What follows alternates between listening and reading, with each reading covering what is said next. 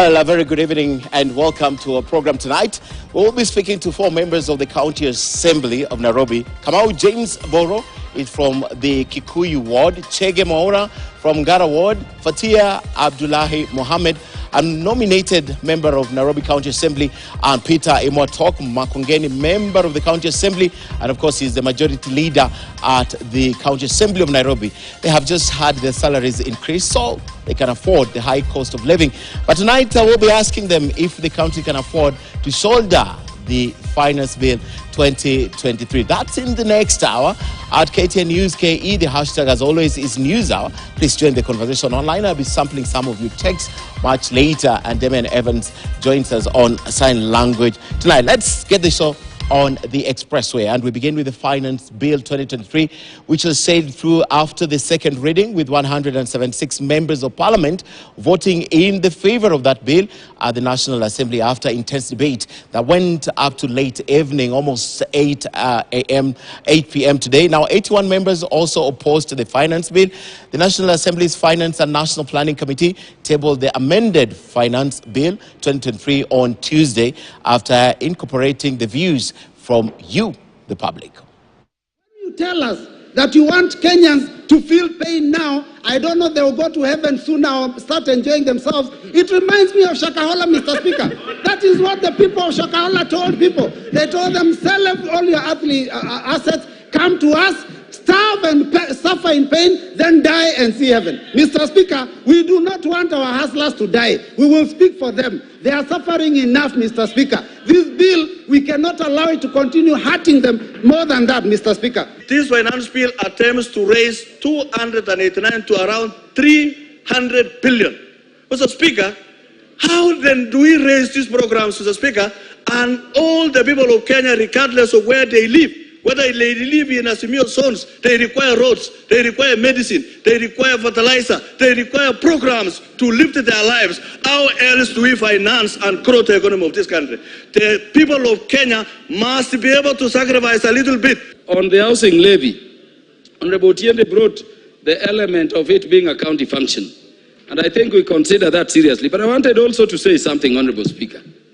Honorable Speaker, in addition to the fact that this is a county thing, it is not defined clearly how you will benefit out of your contributions into this levy.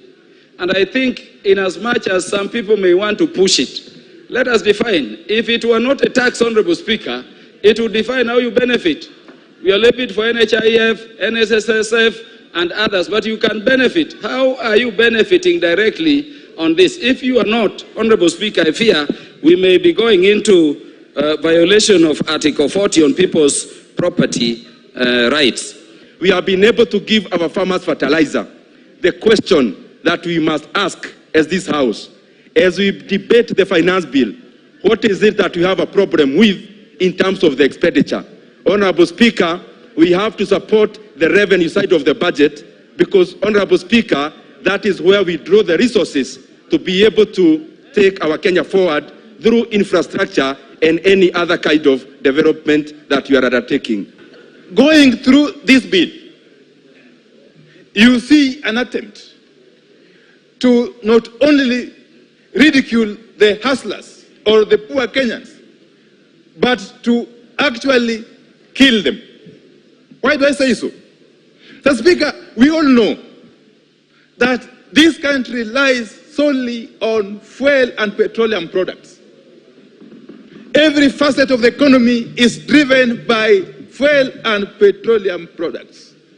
And therefore, the moment you set out increase VAT on fuel and petroleum products from 8 to 16%, you essentially mean that the cost of living is going to skyrocket automatically. Percent of our revenue goes towards paying the loans that we owe. And therefore, we can decide to choose. We talk of subsidies to continue. We talk of less taxes. Yes, you can choose to go that direction. But the question you should ask yourself, for how long shall you be able to sustain the subsidies? And I hear people saying, when we reduce taxes and we continue to give subsidy, we attract more investment, and then the country is able to grow. I want to ask you, reducing taxes is just one of the factors, but there are so many other factors of production. You will need to provide accessibility, that's the road. You may need to provide electricity and many other factors. So it is not automatic by reducing taxes that we shall be able to spur growth and improve things. So, Honorable Speaker, I want to say on this finance bill, as I support it, that I support the position by Kenya Kwanza. And of course, the finance bill will be making headlines long after tomorrow, after it's tabled in the National Assembly.